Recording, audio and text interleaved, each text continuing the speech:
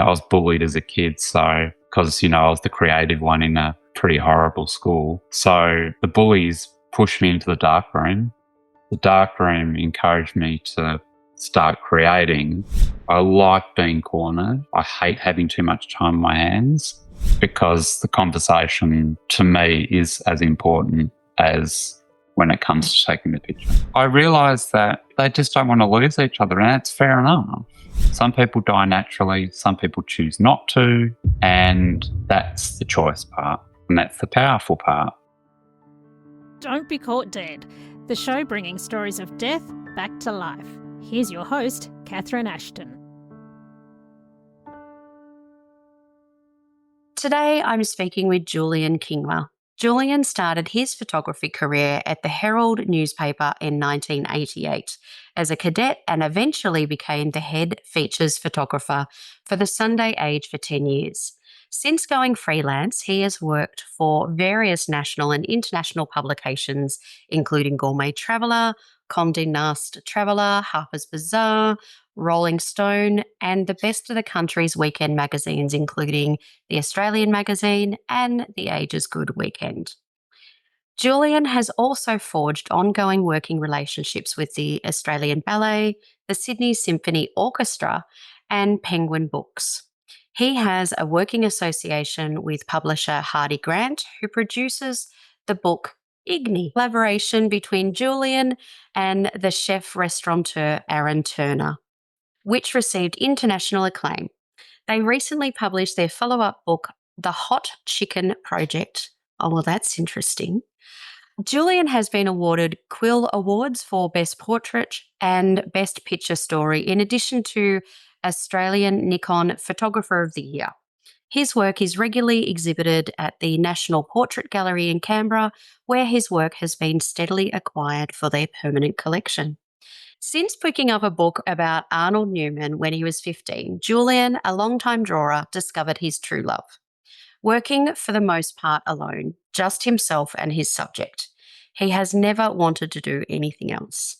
Julian is at his happiest, bobbing around on his surfboard in the early hours at Bells Beach, Victoria, near his home on the surf coast. Thank you so much for being with us, Julian. Thanks for having me. It's a lengthy description, but yeah, fair to say I didn't write. I got someone to write that for me. And I have to say, it doesn't. We were just talking previously. It doesn't even include your Walkley Award as well. Oh yeah, thanks for that. No, it doesn't. It will one day. I'll pop it in there if I'm feeling narcissistic. Now, and I have to ask, the Hot Chicken Project. Yes. Well, what is it? All right. So we did Igni which you said, with Aaron Turner, who's a friend of mine who's a chef. Yep. And basically it was a commission to photograph a book that followed a restaurant from the get-go until opening, and then to opening night. Sort of like we spent a year shooting it. Wow. And so that was a book that I shot all in analog and all in black and white, and it became a really successful book in the eyes of, that sort of foodie book. You'd have to have a look at it to understand that it's not your run-of-the-mill food book. It's more documentary, and it's more about him struggles becoming a chef, how hard it is. So de-glamorizing what, when you go into Big W and you see these shiny kind of books, this thing is like a black, depressing object, which you kind of go, I would never become a chef after reading this book.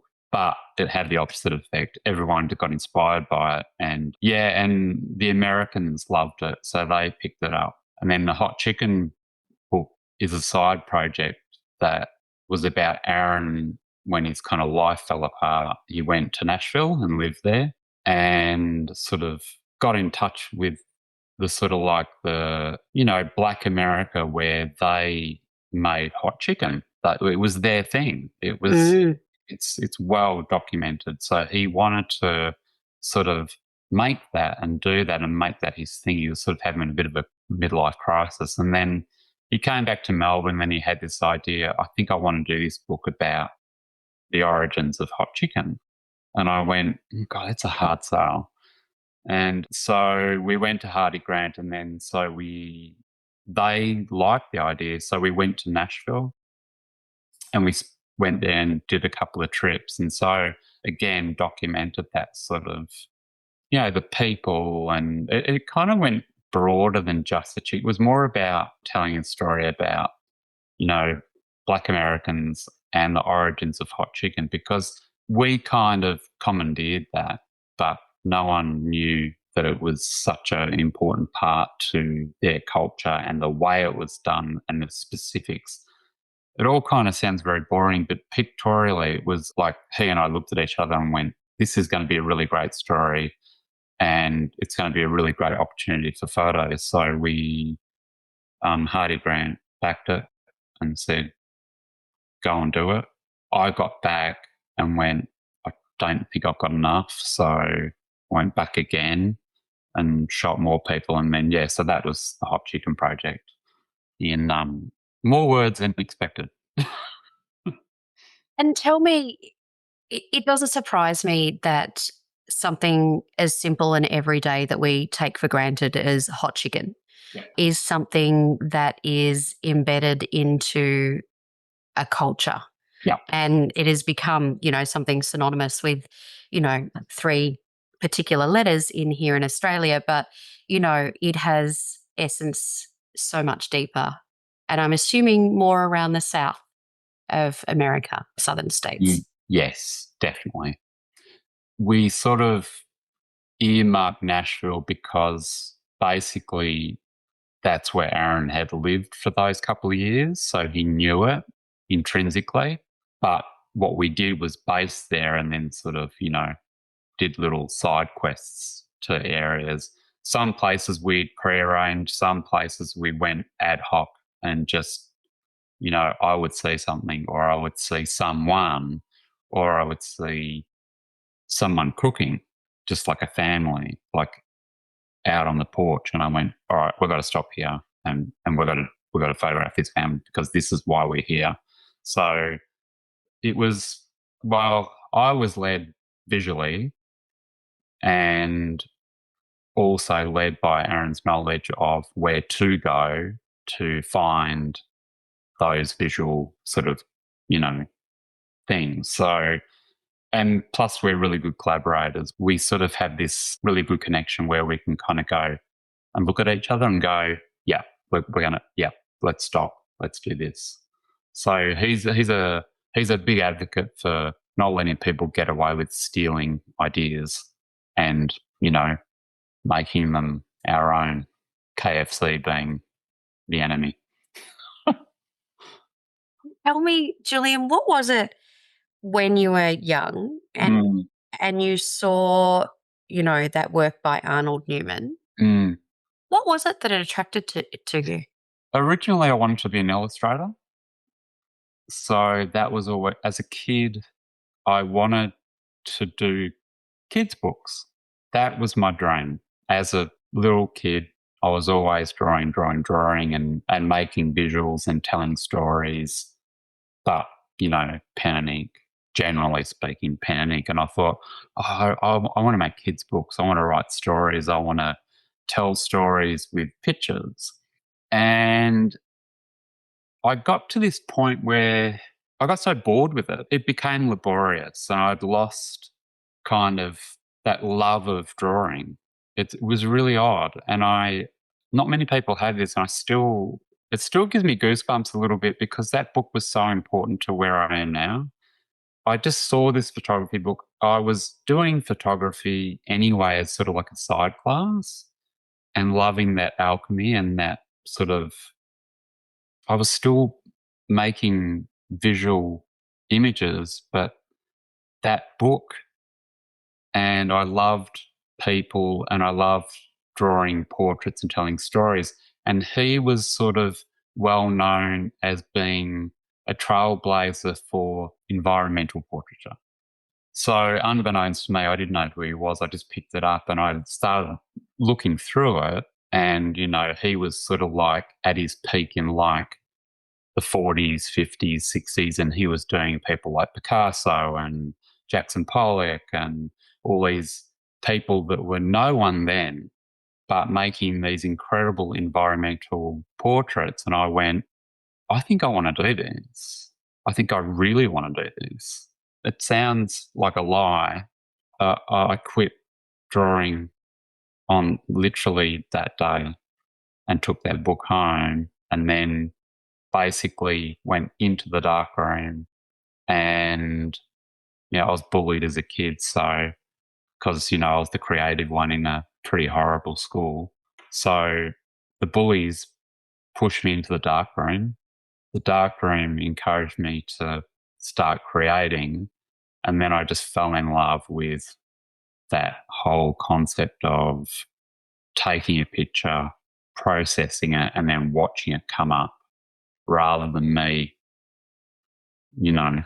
kind of laboriously drawing and getting really bored. I was like fascinated by the whole thing.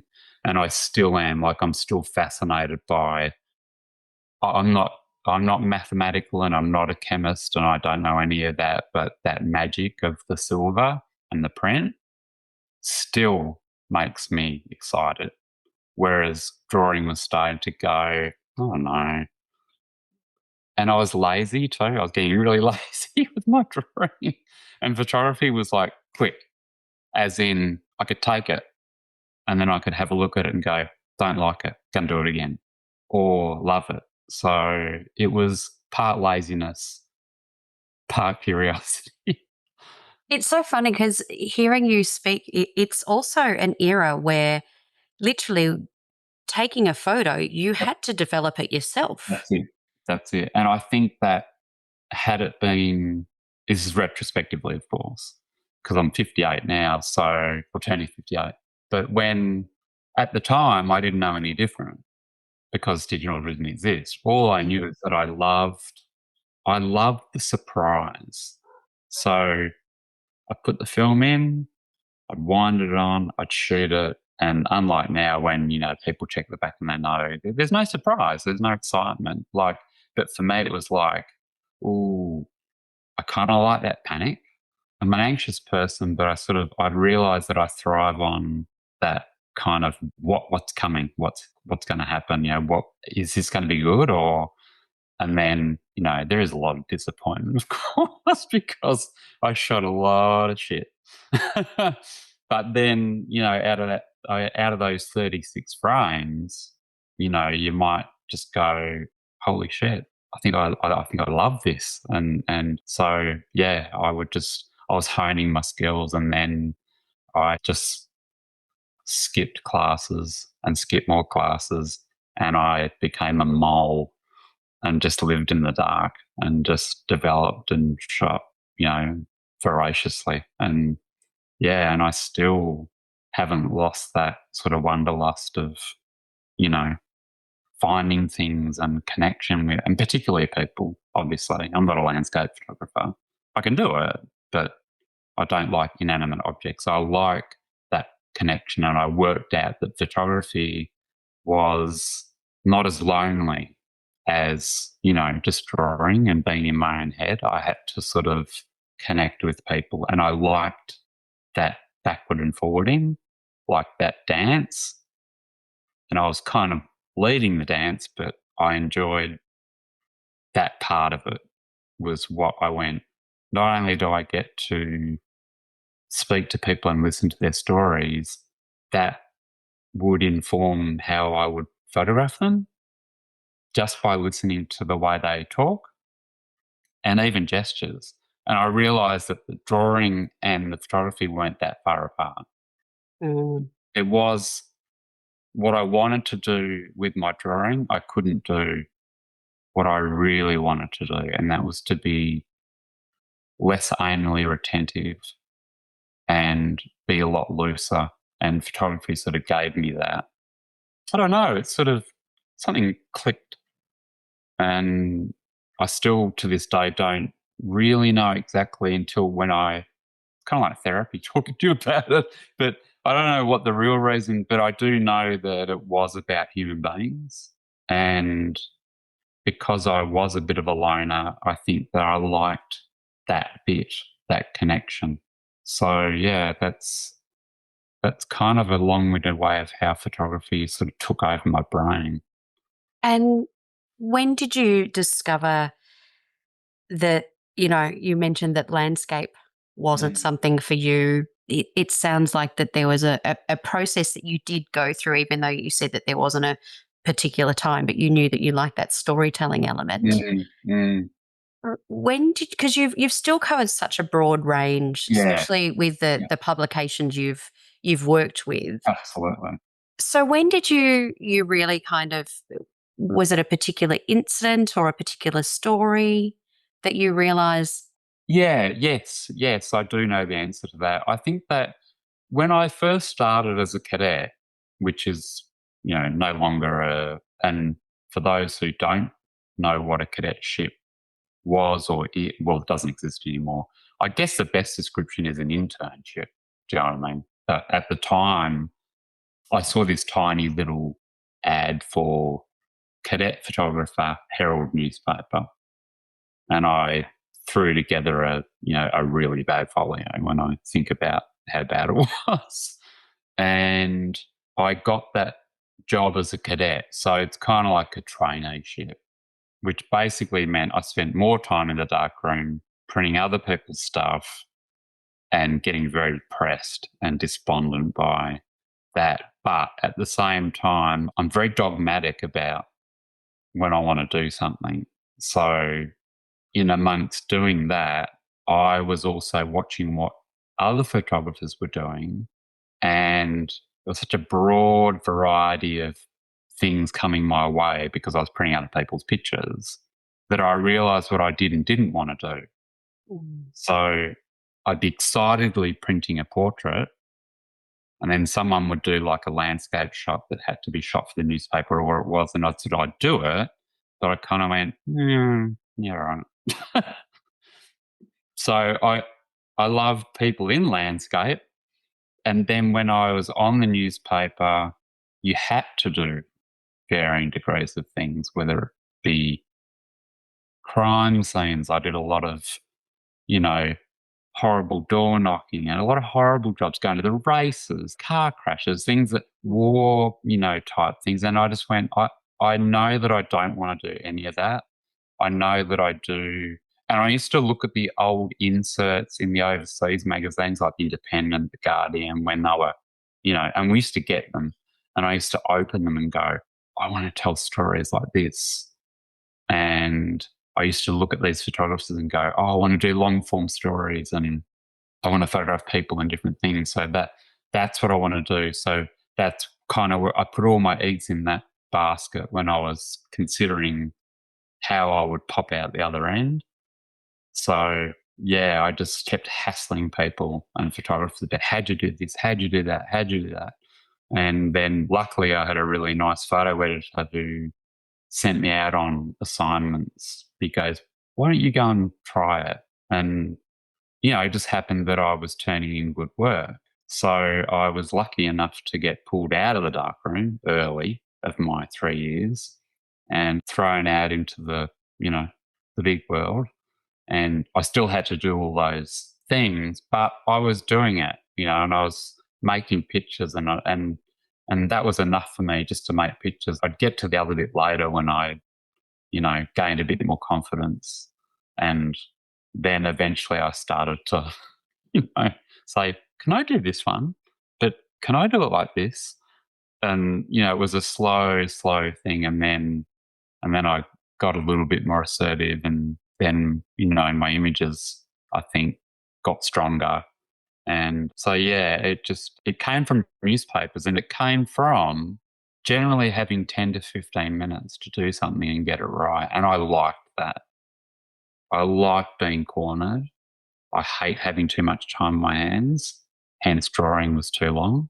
Photography made me think quickly, dig in really quick to an emotional response, and then act quickly.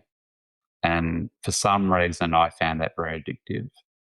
if you give me too much time, even now, I don't want it. If someone says you've got an hour, I'll go, I'll knock this over in 20 minutes. But can I talk to you for half an hour first?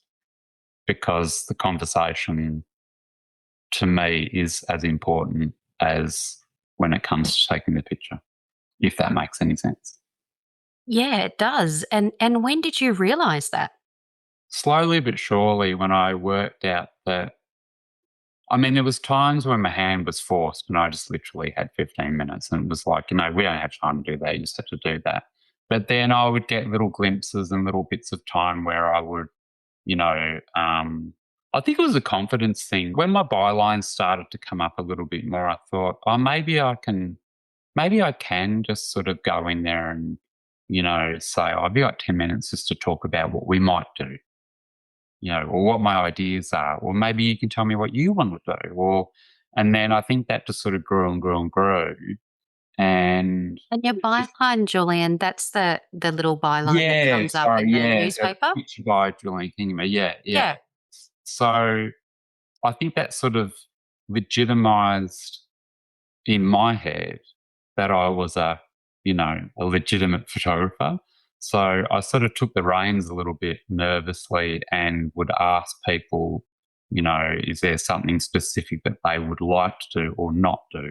Or do they have a line in the sand where, or are you happy for me to just run this photo and just trust me?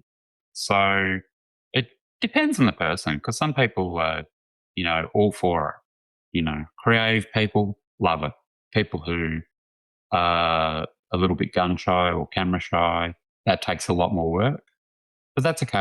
I like that bit of changing people's minds and getting them on board and going, look, trust me, I think it'll be okay. I'll try not to make you look bad. I promise. But what I did want is it to be interesting. It had to be interesting. Like I was not up for just, I really beat myself up about, making sure that it was an individual looking shot. And I, tried not to repeat myself, I guess, because people are different. And in hindsight, Julian, do you think you can pinpoint the moment where you could actually start dictating what photos or what projects you wanted to work on? Yeah, I think that really came about. I left the Herald. I took a redundancy when it all merged with the Herald Sun, and that sort of goes back to what I didn't want to do. Not to shit on the Herald Sun, but the Sun and the Herald. Like I liked the broadsheet. I liked the stories. It wasn't. The Herald Sun, as it's known now, or the Sun then, was just a bit. I don't know. It was a bit. It was kind of naff, and I knew that I didn't want to do that. Yeah, was there one moment where in hindsight you think that that was the moment where I didn't have to do the jobs that I didn't want to do? I could choose the work. Yeah. When I left the Herald, and I had a break, and my wife and I went off backpacking and took a redundancy, which seemed like a lot of money at the time, but it wasn't.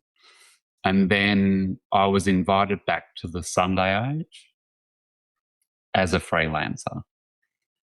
Same photo editor. He got me on 3 days a week on the Sunday Age. And then I just kind of, budged my way in and just kept hoping for a full-time gig and just kept doing what I was doing. And then eventually I got a full-time job with the Herald Sun. The Herald Sun. Oh my God. The Sunday Age. And I still look at those days. It was 10 years. I still draw on that time. I still look at that time as being so important to what I do now, because they gave me what not many people get, and that was carte blanche to sort of go and do these stories that you do. They said you do them well. We want to offer you more of those. So slowly but surely I garnered, more confidence in them and in myself. And so the Sunday Age was a real turning point in really refining that.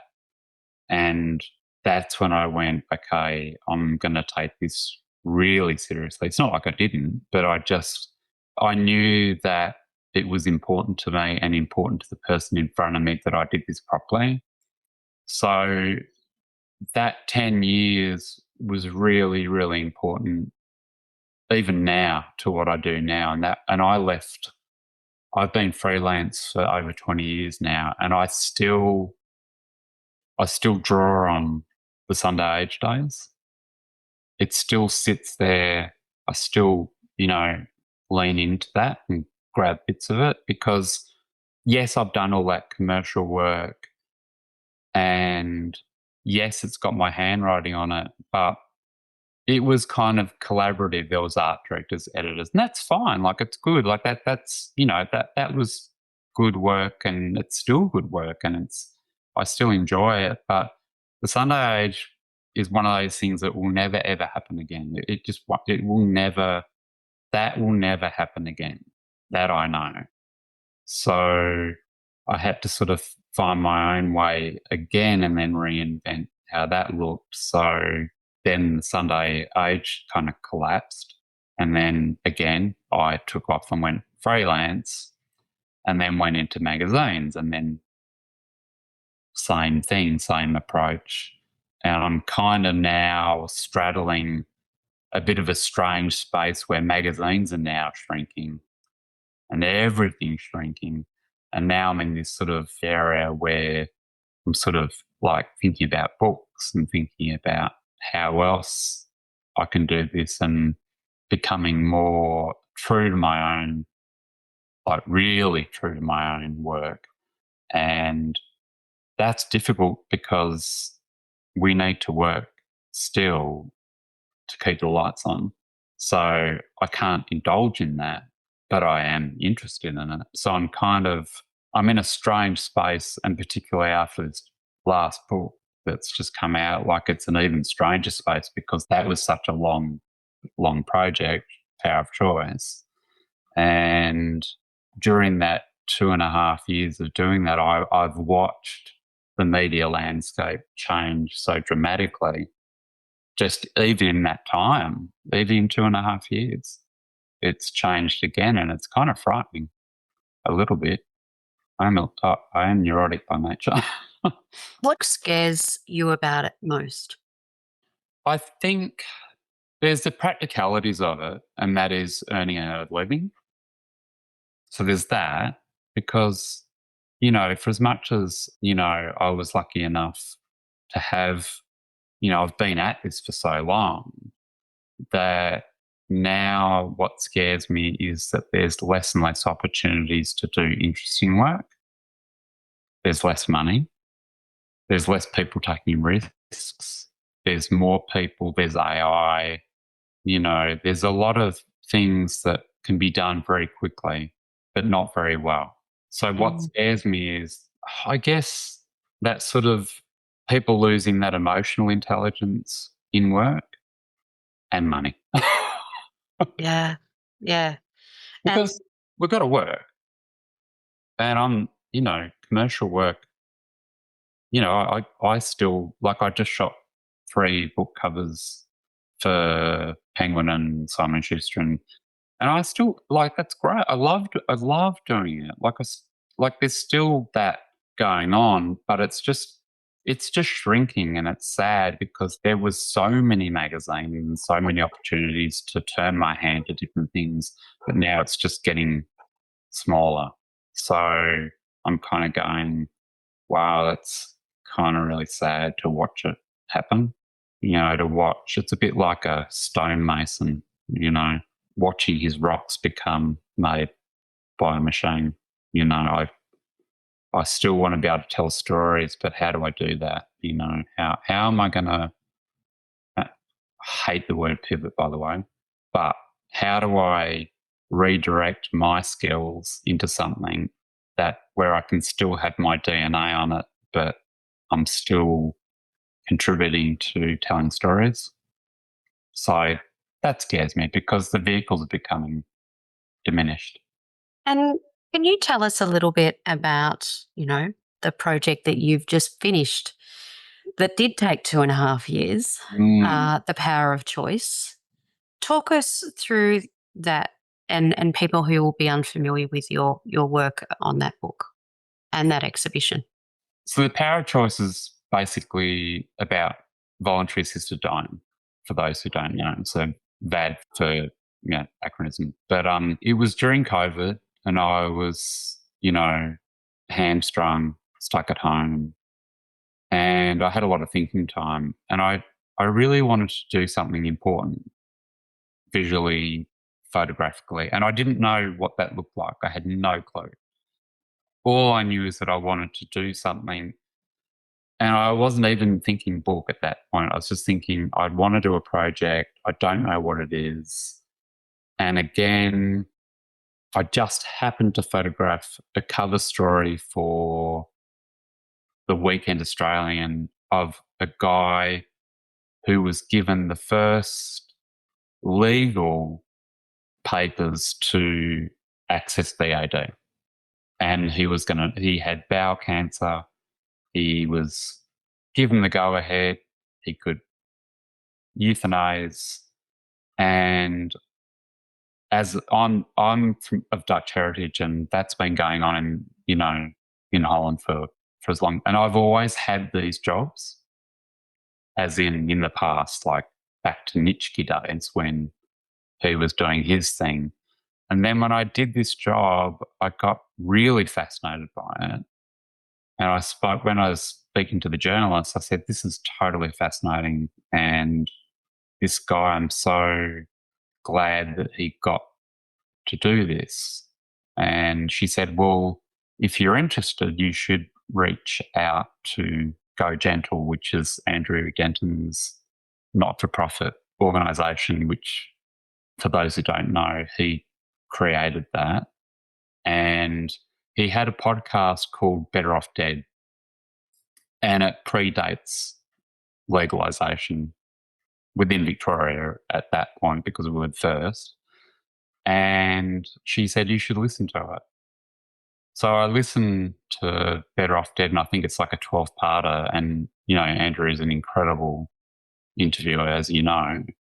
And I just found myself driving to I'd put it on in the car when I'd go for drives, and I found myself angry. I found myself crying.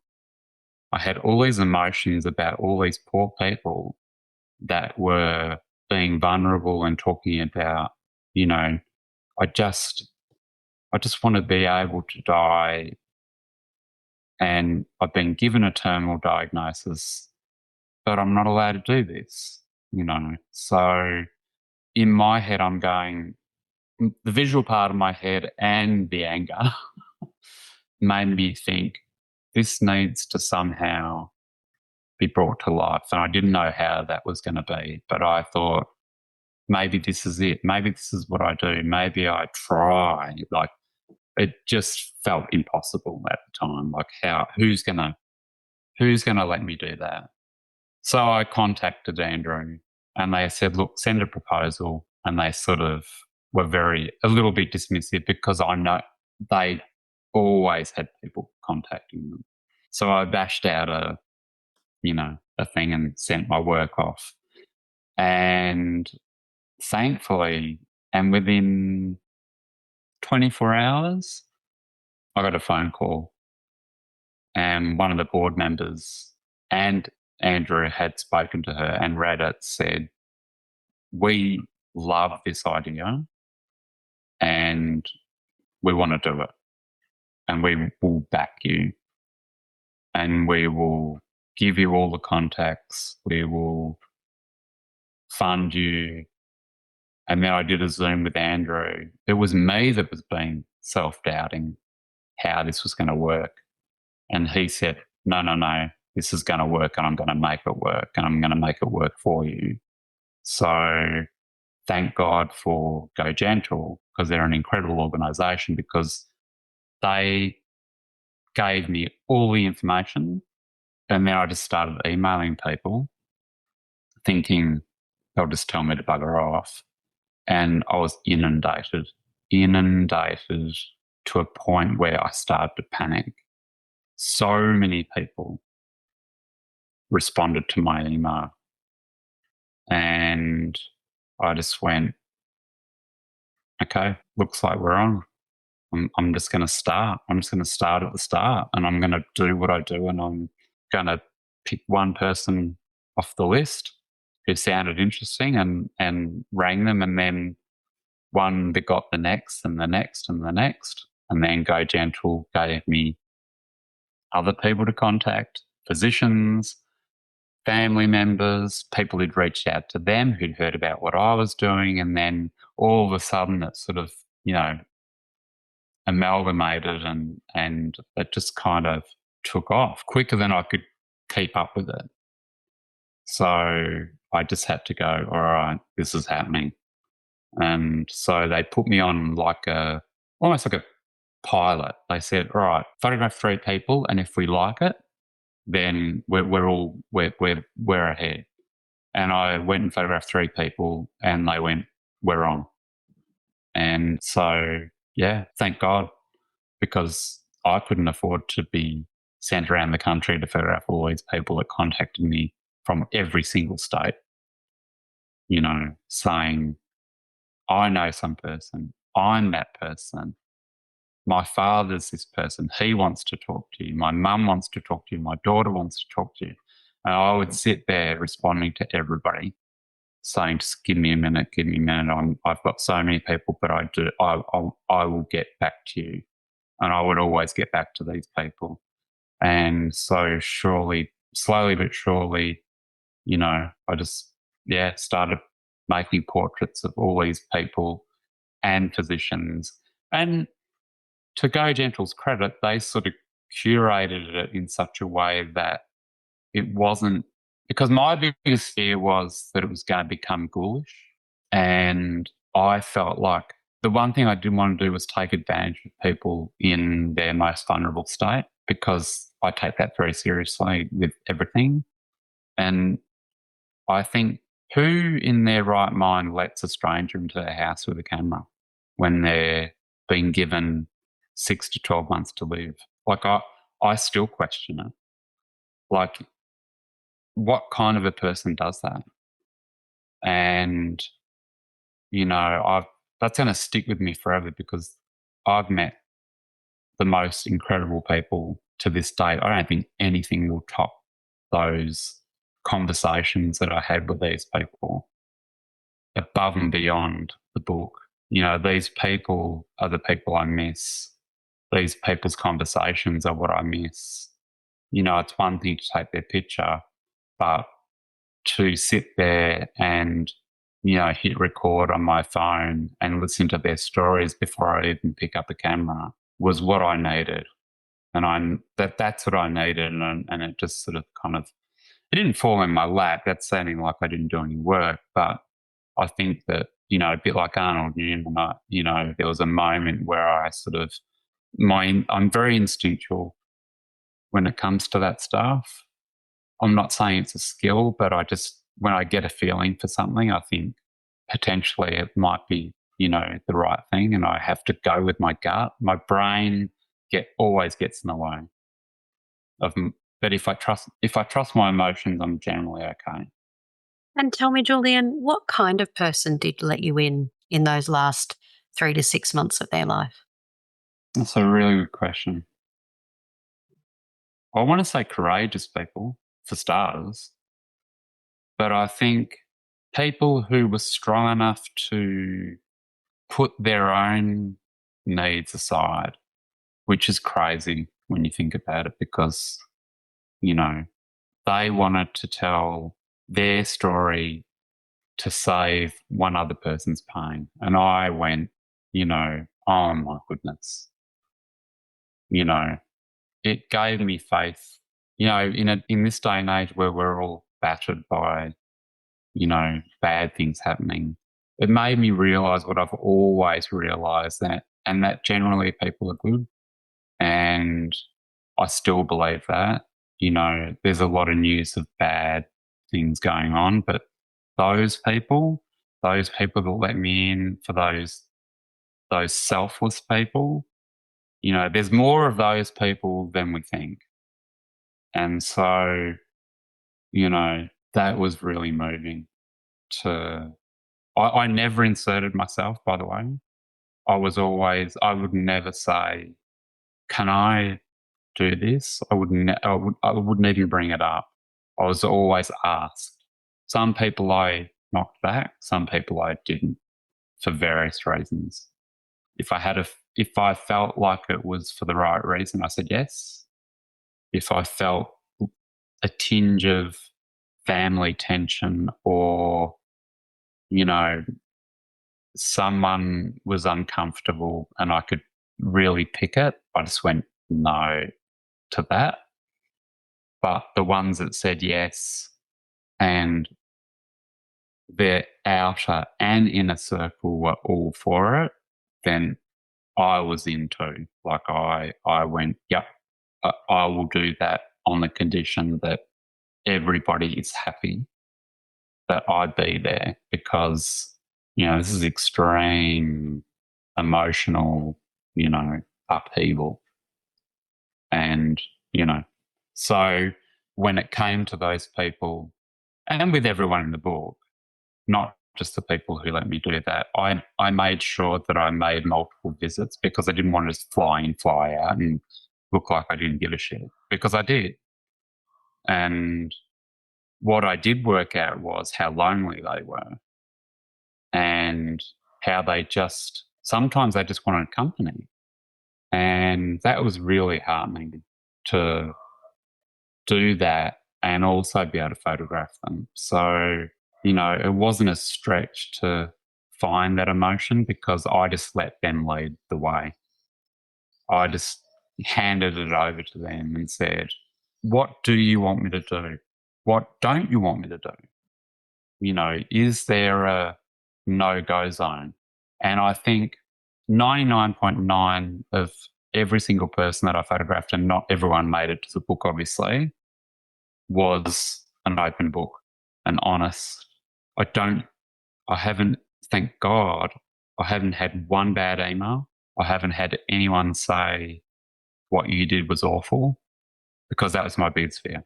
My biggest fear was that I was like an ambulance chaser, and it's so far from who I am as a person. But I was fearful that was going to happen, and it didn't. I'm so, so grateful that it didn't.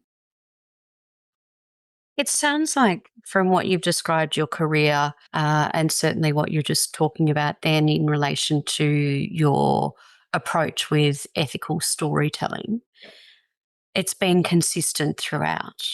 Mm. But what has been different for you with this project? I think it's made me less selfish. It's made me, even though I am, an empath to the point of the ridiculous, it doesn't make me perfect. I still, as a photographer, how it changed me, this is the best way to describe it. When I went into this project, before I'd even photographed anyone, I'd already conjured up how I was going to photograph these people. I'd already drawn it in my head. And that was a really big lesson in me inserting myself, even though I didn't say it out loud. I went, I'm going to do this, and this is going to look great. And then you walk in and you forget that you've got someone who can't move, in unbearable pain, in existential pain, all the suffering that you can imagine. And I had to go and take a massive step back and go, Jules, this is not about you. You have to make sure that you put them first. And so all my ideas, all my little scribbles that I'm going to do this with this person, blah, blah, blah, all out the window. I could shoot that book 10 times over and still not scratch the surface.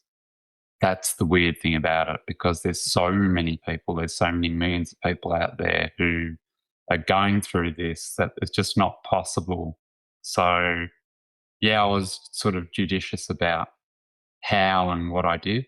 And I made sure that the first thing I did every single time was not walk in with the camera. I would leave the camera in the car. I would walk into the space and sit down and talk to them first, because there's nothing like a bit of equipment to look like, oh, you're just here to do a job. So I had to make sure that trust was paramount and that they knew that I was there with good intentions. And of course, I needed to be able to photograph them. I mean, that was part of the gig. Like they knew they had to be photographed, but I also realised that there was limitations, physical ones, mental ones. I had my own because I would go, oh shit, I don't even know if I can do that. I don't even know if I can handle to do that way, or even ask them, because I don't want to put them in such a position where they feel like they should because I'm a photographer. I had to make that point really clear. So now when I go on a shoot, what's happened now is that book's just made me even more aware of my surroundings and the people, and the old cliche, you don't know what's going on with that person's life. So if I come across someone who's a bit prickly, instead of me going, what have I done? I go, well, something might be going on that you don't know about. So I need to reconsider that when I'm photographing them. So it taught me to sort of read the room even more so than I try to. So I got better at it. And so I apply that to life. It sounds like that you certainly built a lot of trust during that period of time. Oh, And that certainly comes out in the photos that you were that's good. privileged. Yeah, you were very privileged to document moments that were very vulnerable. Mm. And you were there in one instance, I believe, where someone had taken the medication and died. Not many people ever get to experience that, let alone document it, Julian.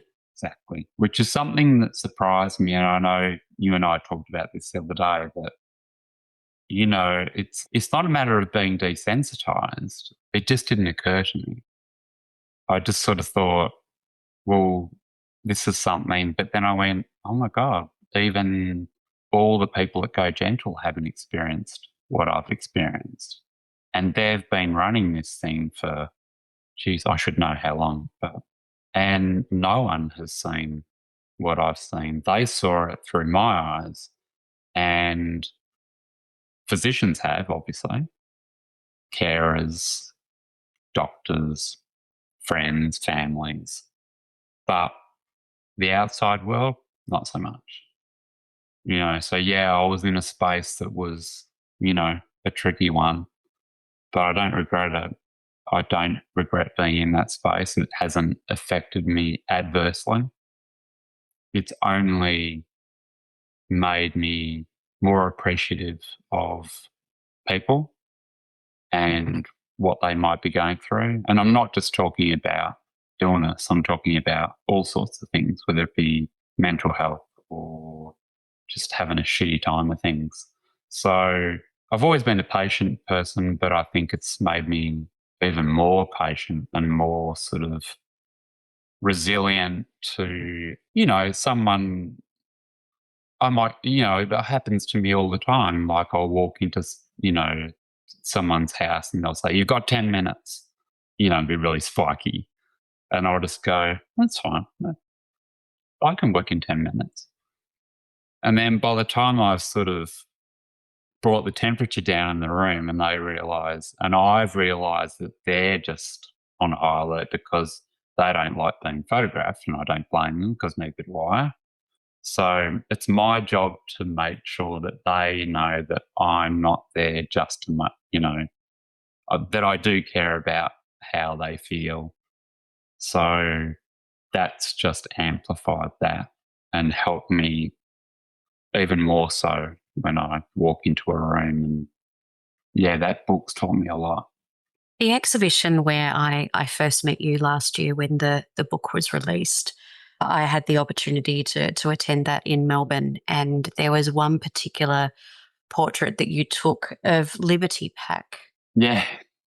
And, you know, it clearly shows what you were referring to before about how you talk to people and Mm, see their mannerisms. mm, mm.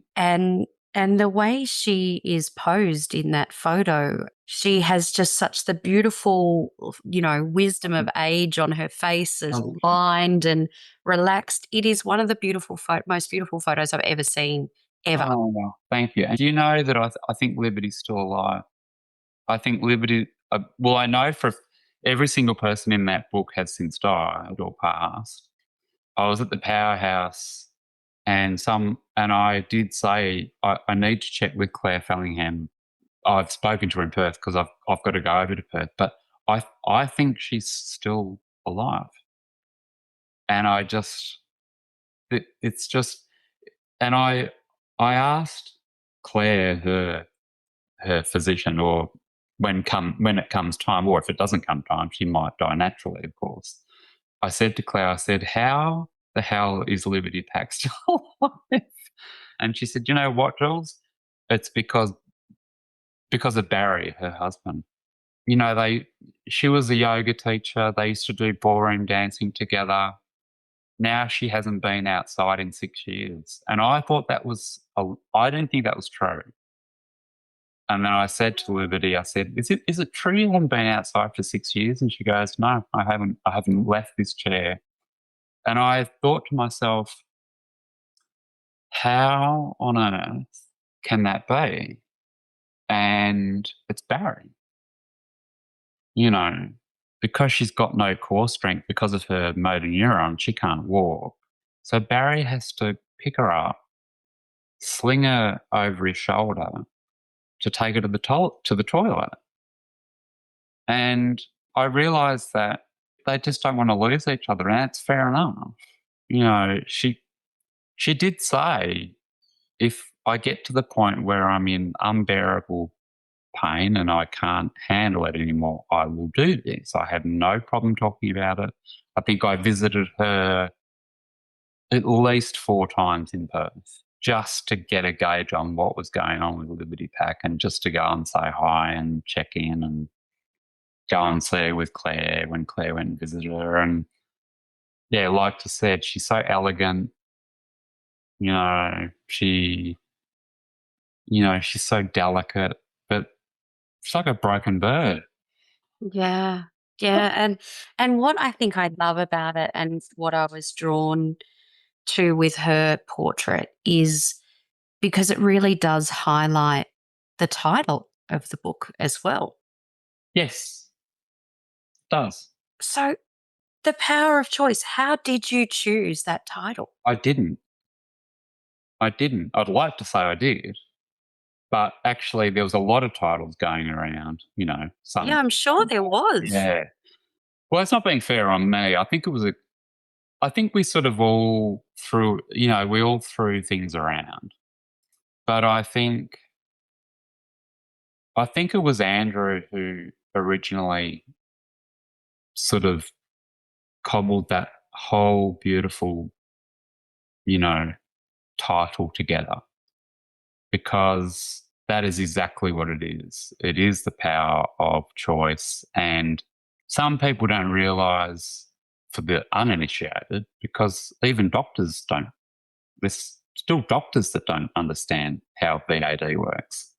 But I think everyone assumes that you get the black box delivered by the pharmacist and there it is in your house. Not everybody takes it.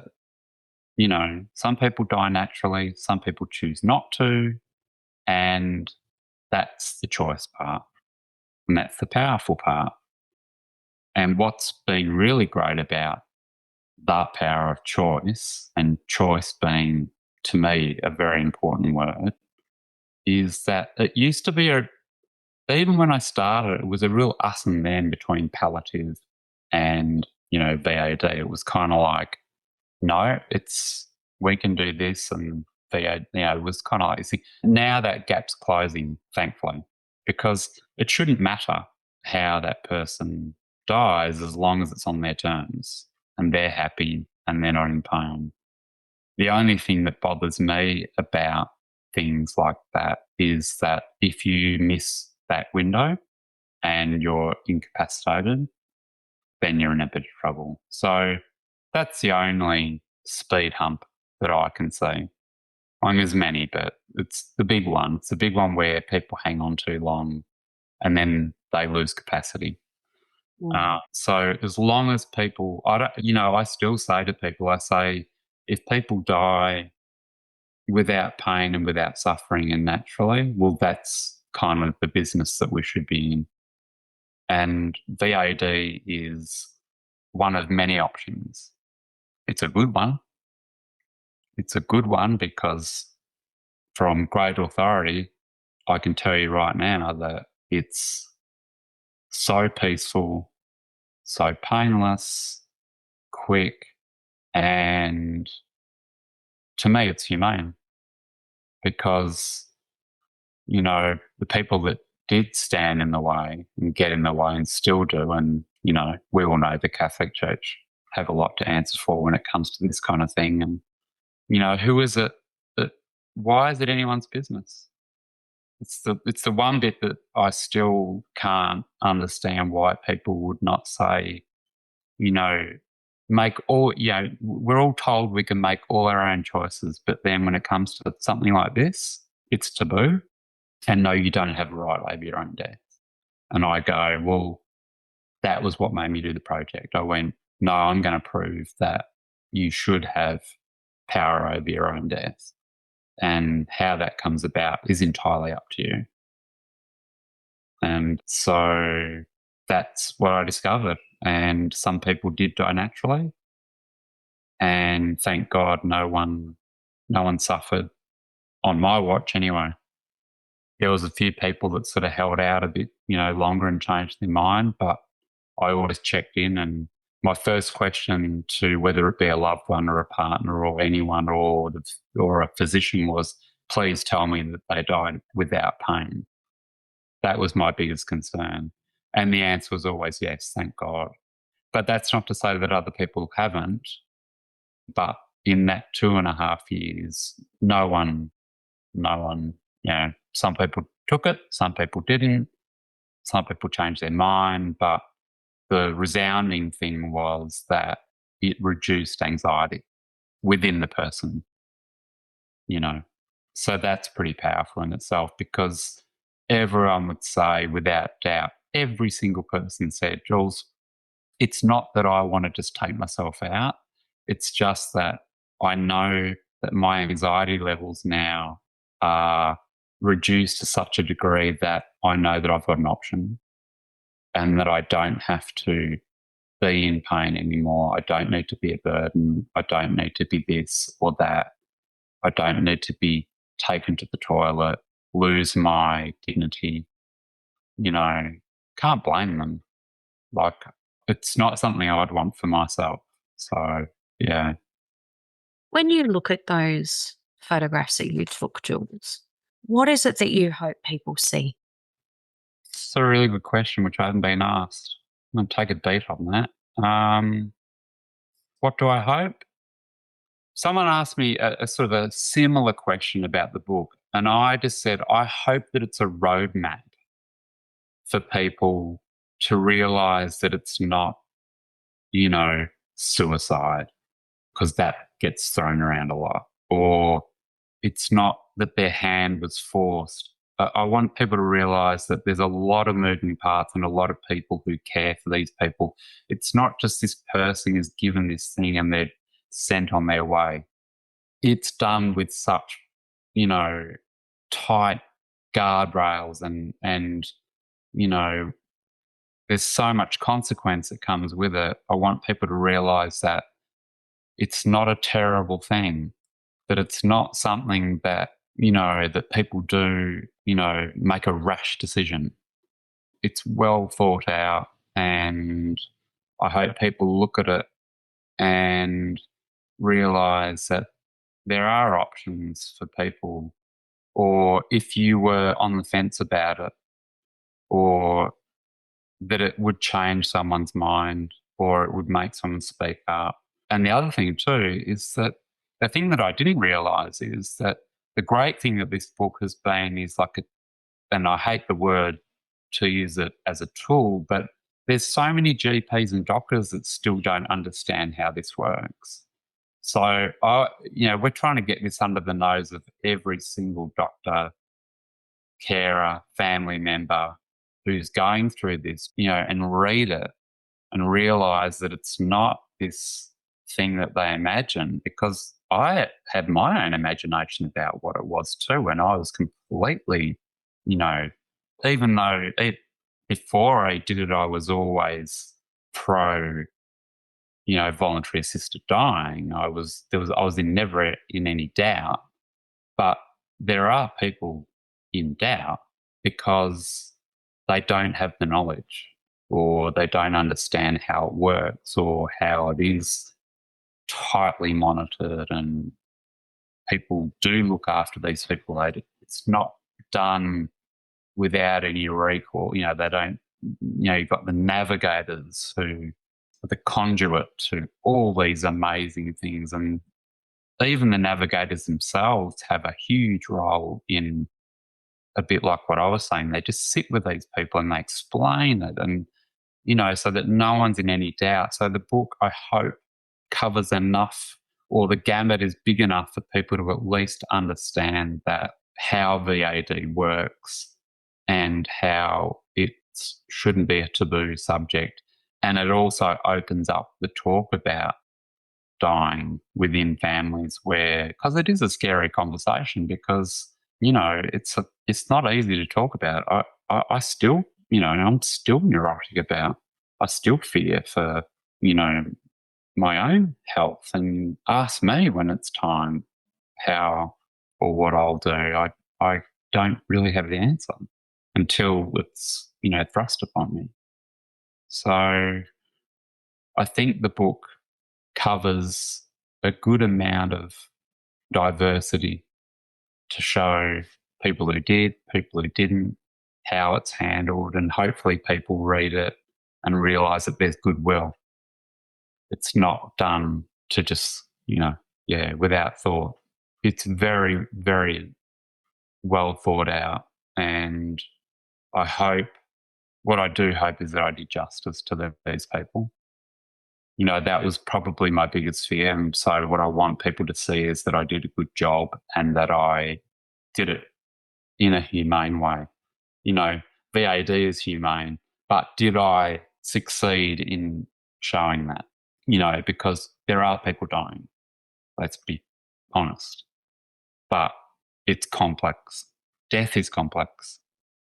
And I think that the one that I refer to that really highlights for me when I've read through it is Nigel's story. Yeah, of course. And just the family and the gathering and the amount of layers that there must be around that. And it makes you realize just how complex this is. Yeah. And it's viewing it in a human way, Yeah. not in a statistic. No. And your stories really tell that. So thank you, Jules. I'm glad that you saw it that way, because when Nigel asked me, like, it kind of, he sort of blindsided me a little bit because I wasn't ready.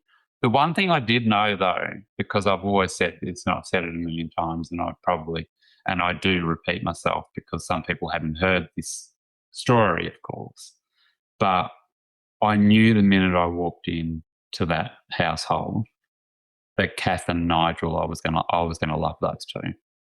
I knew immediately. And that wasn't even me thinking about him dying. I just knew I was going to love them, because they were such great funny, beautiful humans, that was contagious. Like, I just wanted to hang out with them. So, we did a lot of talking. Again, I had no camera. I was actually kind of disinterested at that point. I just wanted to just hang out with Kath and Nigel and talk about, because they were so open, and they were so adamant that I be there, and as in be in their presence. And then Nigel just said, when it comes time, would you be here? And without a beat, I just said, absolutely. I said, but with the condition that everyone else is okay with it. Kath, I knew, because she jumped straight in and said, oh, Jules, you're coming and we want you there. We want you there, because if this saves one person's life or changes one person's opinion, then that's who we're about. And their whole community within that area in Brisbane, all the people within their street were of that same ilk. They were all, very open. It's always overused, but salt of the earth, open, funny. We cried, we laughed, we talked about it, and I just knew that I was in safe hands. So my condition was Kath first, Nigel, obviously, because he asked me, so clearly he was okay with it. But I sort of looked at Kath, and she just didn't even, she just went, yeah, you're coming. And I just kind of went, shit, okay, guess I'm coming. So, and I would not have changed. Even in retrospect, it was, yeah, I miss him. I always say to Kath, it's such a strange thing. I say, I wish Nigel could say this. I really wish he could see what he gave selflessly. I was crying. Like, it's ridiculous. Because I pulled up 3 houses early and made sure that I had a big cry, because I didn't want to bring that to the household. And I thought I'd got it all out. And then I turn up, and that photo in the book where Kath and Nigel are out the front, for those who haven't seen the book, he's having his, millionth cigarette. Fair enough. And I just burst into tears. And I took that picture and I burst into tears, and he got straight up and was consoling me. And I thought, what kind of a guy, on the day that he's about to, say goodbye to everybody, console this bloody photographer who couldn't keep his shit together. And I just was so apologetic. And I just said, oh, Nigel, I swore I wasn't going to do this. I just don't, I'm not ready. And he goes, Jules, I'm ready. I'm ready. I chose this. I chose this, and I chose you, so it's fine. And I said, no, it's not fine. It's not fine at all. Anyway, so it was, Kath and I still speak, and, we still talk, and we still go, Nigel would be hanging shit on us still. And, but it was, it was interesting to watch, because even though all those people were there to support him when it came to the actual time, there was only, I think, 4 of us in there that, and fair enough. People they couldn't do it. And I don't blame them. It's a lot to, it's a lot to watch. It's a lot to experience. And then I've got to do the physical act of taking pictures. Now, that still kind of rankles me. What I really want is to have my cake and eat it too. I'd rather have not taken pictures and just watched it But, that wouldn't have served the book very well. People do need to realise that that picture story was important because it sort of took you through, everything, the emotions, and the story's there too to read. So, people can also read the story so it's contextualised and not just some photographer turning up. So, yeah. Jules, I can't thank you enough for sharing your story with us today. And I have to say, I'm so pleased that you got bored with illustration. Me too. My family, because my wife's an illustrator, my son's a really good illustrator, my other son is an incredible illustrator and musician. Annoyingly, he's good at everything. They all are. And they all say, "What, Jules, come on, pick up a pencil." And I'm going, "It's never going to happen. Never. Not going to happen." And the world is a richer place for it. Thank you. Thank you. Jules, I understand that you have some exhibitions coming up. Yes, I do. Tell me about them. So there will be an exhibition coming up in June at Parliament House, opening night June 3rd. I think I got that right. Yes, you have. I have. Good. And that'll be in Sydney? That will be in Sydney at Parliament House. And then it's open to the public, but that's opening night. And then sort of semi-concurrently at the Holmes Court Gallery in Perth, there'll be a really big exhibition on the 13th. Did I get that right? 13th of June to the 11th of July. Ah, look at you. Yeah, there we go.